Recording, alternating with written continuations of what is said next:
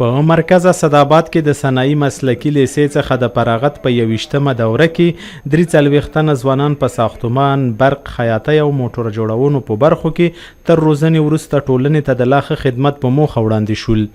که ته تعلیم ونه لرې او څومره مهارت ولرې او ته یو شرکت ته ورشي هلته ورته ووایې چې یاره زه یو استاذ یم یو کاریګر یم نو هغوی ستا زده کړو ته ګوري ستا تجربې ته نه ګوري نو مسلکي اسناد چې دي دا په ټوله دنیا کې ډېر مهمه دي او ډېر رول لوبوي.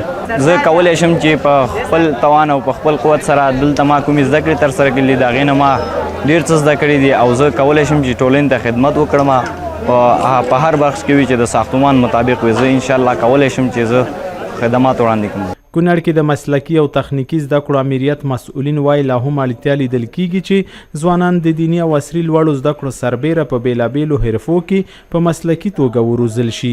مسؤلین زیاتوي چې حکومت هڅه پیل کړي څو د یوه ګټور پلان له مخې په علم او مهارتونو سمبال ځوانانو ته مناسبې کاري موقعې لا زیاتې کړي. په کونړ کې تخنیکي او مسلکي زده کړو اداري امریت ډیر کار کړی دی.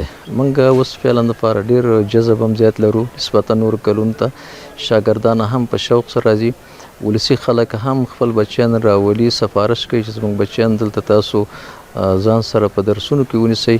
هغه علت دا دی چې موږ د تعلیم په څنګ کې د کار زمینه هم برابریږي زموږ شاګردانو ته. لکه دلته چې درس کوي نو په بازار کې ورته کار زمینه هم برابریږي.